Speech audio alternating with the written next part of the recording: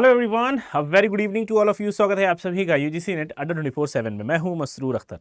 UGC net जून 2026 का exam करीब आ रहा है। बचे कुछ 30 दिन बचे हुए हैं और इन 30 दिनों में कुछ ऐसे टॉपिक्स हैं जो आपको छोड़ के नहीं जाना। इससे पहले ही मैंने वीडियो बनाई है, लेकिन बार बार एज ए रिमाइंडर मैं आप तक पहुंचाता हूं कि आप चेकलिस्ट बना लें अपने कि ये टॉपिक्स आपने कवर किए हैं या नहीं किए हैं। क्यों? क्योंकि मेरा अपना पर्सनल एक्सपीरियंस कह रहा है कि जो हम डेली क्वेश्चंस कर रहे हैं उन क्वेश्चंस को देख के लग रहा है कि ऐसे कुछ टॉपिक्स हैं जो आगे आने की जिनकी उम्मीद है और उनसे सवाल बनने ही बनने हैं। वो कौन से टॉपिक हैं जो हर यूनिट में आपको छोड़ के बिल्कुल भी नहीं जाना है। एक्स्ट्रा तो आपको पढ़ना ही पढ़ना है, लेकिन इन टॉपिक्स पर ज्यादा ध्यान से, ज्यादा फोकस करके बहुत कॉम्प्रिहेंसिवली हमें स्टडी करनी है।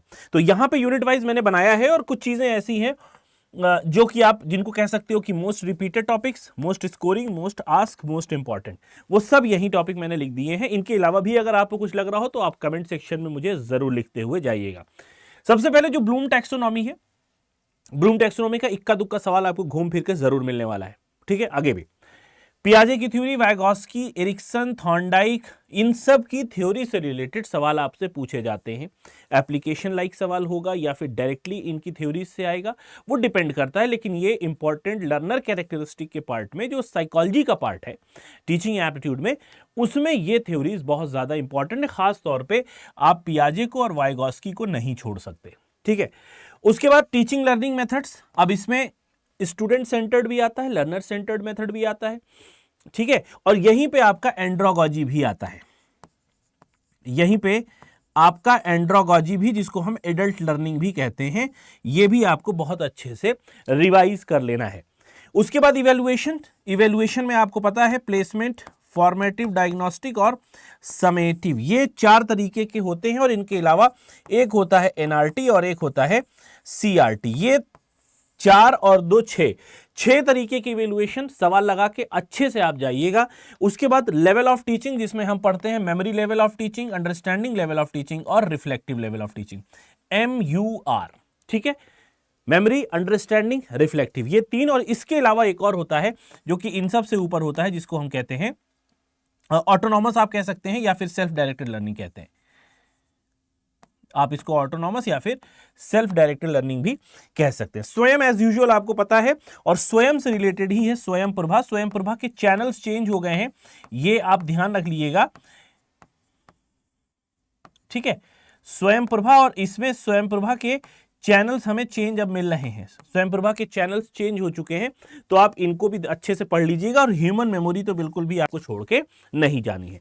टीचिंग एप्टीट्यूड में ये कुछ ऐसे टॉपिक्स हैं जो हमेशा ही लीक में रहेंगे, इनसे बाहर सवाल नहीं बनेगा, इनमें से कुछ ना कुछ आपको जरूर मिलने वाला है। उसके बाद आता है types of research. Research aptitude में टाइप्स ऑफ रिसर्च हमेशा आएगा, आने वाला ये सवाल है और आगे भी आपको जून में भी दिखेगा। टाइप्स ऑफ सैंपलिंग और सैंपलिंग से रिलेटेड जून में ये सवाल इससे आ रहा है। टाइप 1 टाइप 2 एरर, इससे भी जून में सवाल आने वाला है, मैं पहले से बता दे रहा हूं। P value, level of significance, जिसको हम कहते हैं अल्फा, इन पर हो सकता है आपको क्वेश्चन मिल जाए। लेवल ऑफ सिमिलैरिटी, जो कि आपकी प्लैग से रिलेटेड है, प्लेजरिज्म। ठीक है, लेवल 0 1 2 3, ये रिसर्च एथिक्स के अंदर आता है। रिसर्च एथिक्स तो आप देख ही रहे हो। Style of referencing, style of referencing में APA और MLA, ये दोनों काफी ज्यादा इंपॉर्टेंट है, आप इनको अच्छे से पढ़ के जाएंगे। ठीक है, कम्युनिकेशन में 2 बड़े फेवरेट टॉपिक हैं, एक है कम्युनिकेशन मॉडल और एक है कम्युनिकेशन बैरियर। ठीक है, ये भी हमेशा बने रहते हैं। और कम्युनिकेशन के अंदर आपको फिल्म वाले सवाल भी देखने को मिलते हैं। तो पता नहीं इस बार फिल्म आएगा क्या आएगा, लेकिन हो सकता है आपको फिर कुछ इसमें नया देखने को मिल जाए। ICT में आपको कंप्यूटर मेमोरी मिलती है, रैम रोम से रिलेटेड सवाल पूछे जाते हैं, KB MB GB TB का कन्वर्जन पूछा जाता है, और बाइनरी से ऑक्टल, ऑक्टल से हेक्साडेसिमल का कन्वर्जन आता है, मैच द फॉलोइंग में आता है, और कभी कभी ये क्रोनोलॉजी में लगाने को आता है, सीक्वेंस में करने को। ईमेल से रिलेटेड कुछ पूछ लिया जाता है, ऑपरेटिंग सिस्टम, ब्राउजर्स। और ICT में एक बड़ा अहम टॉपिक जो यहां पे छूट रहा था, which is MX excel. Microsoft excel से रिलेटेड सवाल आपको अब देखने को मिल रहे हैं। एक सवाल जरूर पूछा जा रहा है और आगे भी आने की इसके चांसेस बिल्कुल हैं।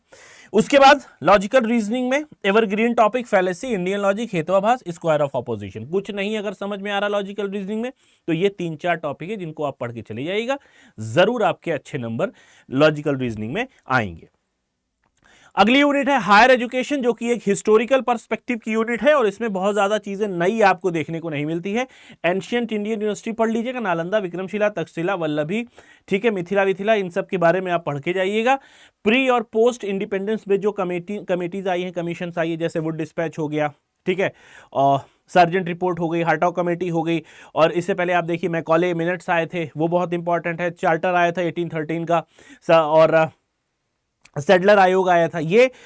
और इसी के साथ जो प्री इंडिपेंडेंस है उसमें आपको वर्धा कमेटी भी देखने को मिलेगी, महात्मा गांधी के अध्यक्षता में जो आई थी। तो ये प्री इंडिपेंडेंस। और पोस्ट इंडिपेंडेंस में university education commission, secondary education commission, Sanskrit commission, technical education के लिए कमीशन आई थी, कोठारी कमीशन हो गया, रामामूर्ति कमेटी हो गई, जनार्दन रेड्डी कमेटी हो गई, यशपाल कमेटी 2 बार आई है, ठीक है, नेशनल नॉलेज कमीशन हो गया, संपूर्णानंद की जो इमोशनल इंटेलिजेंस की कमेटी आई थी वो हो गया, national education policy 2020, national policy on education 68-86, ये पढ़ के जाना है आपको, ठीक है। तो ये कुछ ऐसी चीजें जो आपको बिल्कुल भी छोड़ के नहीं जाना है।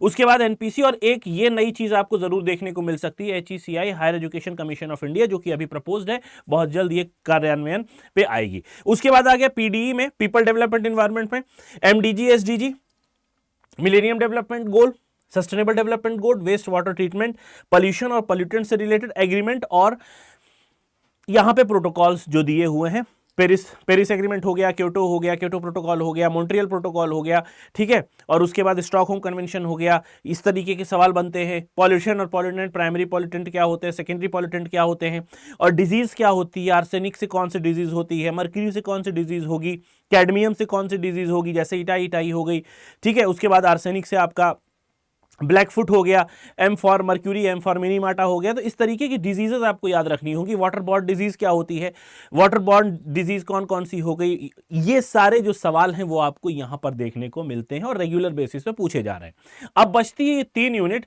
जिसमें मैथमेटिक्स में बहुत ज्यादा दिमाग नहीं लगाना, बहुत बेसिक मैथमेटिक्स आती है कि अगर आपने 10 पेंसिल X रुपीज में खरीदे हैं तो 12 पेंसिल अगर उसको इतने में बेच रहे हैं तो इतना फायदा हो रहा है, ठीक है, क्या इसका कॉस्ट प्राइस रहा होगा। इस तरीके के सवाल पूछे जाते हैं और इसमें रीजनिंग आती है, वो मैथमेटिक्स नहीं आती है जो आप SSC CGL में लगा रहे हो या मैथमेटिक्स वाले क्वेश्चंस में लगा रहे हो, उस तरीके की मैथ बिल्कुल भी नहीं आती। 1 लाइन की 2 लाइन के सवाल होते हैं और उनको आराम से आपको लगा देना। कॉस्ट प्राइस, सेलिंग प्राइस निकालना, क्रय मूल्य, विक्रय मूल्य निकालना, औसत निकालने का होता है, ठीक है, एवरेज निकालने का हो गया। और ट्रेन वाला होगा कि एक ट्रेन इतनी देर में प्लेटफॉर्म पार कर रही है, ट्रेन की गति क्या होगी, ठीक है, स्पीड, डिस्टेंस और टाइम वाले सवाल आपको मिल जाएंगे। तो बहुत ज्यादा हैवी मैथ पे मत ध्यान दीजिएगा, ठीक है, हैवी मैथमेटिक्स पे मत ध्यान दीजिएगा कि ये तो अरे हम हैवी मैथमेटिक्स जो 5, 6, 7, 8, 9 लाइन का जो सवाल आ रहा है उस ना, ऐसा बिल्कुल भी नहीं है, बिल्कुल बेसिक है। 8th क्लास अगर आपको कुछ नहीं मिल रहा है तो 8th क्लास की जो मैथमेटिक्स है, 9th क्लास की जो मैथ है वो आप लगा लीजिए। उसके बाद फिल इन द ब्लैंक्स होता है, जो लॉजिक, जो मैथमेटिकल रीजनिंग में सवाल आते हैं उनमें जैसे सीरीज वाले क्वेश्चंस हो गए, वो आ गए तो आप बहुत आसानी से लगा लेंगे। टेंशन हालांकि बच्चों को होती है, लेकिन अगर आप मेरी बात पे भरोसा रखें तो बहुत आसान मैथमेटिक्स आती है। उसके बाद डेटा इंटरप्रिटेशन में थोड़ा सा कैलकुलेशन होता है, तो डेली अगर आप एक DI लगा ले रहे हैं और एक रीडिंग कॉम्प्रिहेंशन लगा ले रहे हैं, क्योंकि ये दोनों प्रैक्टिस बेस होता है, ठीक है, ये दोनों जितना अच्छे से, जितना ज्यादा आप प्रैक्टिस करेंगे उतना ही अच्छा होगा। तो एग्जाम से पहले अगर आप एक एक सेट आप इसका रोज लगा रहे हैं तो मुझे उम्मीद है कि एग्जाम के टाइम पे आपको बहुत आसानी से इनके सवालों को करने को मिल सकता है, ठीक है, क्योंकि आपकी प्रैक्टिस बनी रहेगी। तो ये था एक छोटा सा सेशन जिसमें आपको मैंने बताया कि ये वो इंपॉर्टेंट टॉपिक्स है जिनको आपको बिल्कुल भी छोड़ के नहीं जाना। आई होप वीडियो जरूर अच्छी लगी होगी। मिलेंगे नेक्स्ट वीडियो में। Till then have a nice day, take care of yourself, bye bye.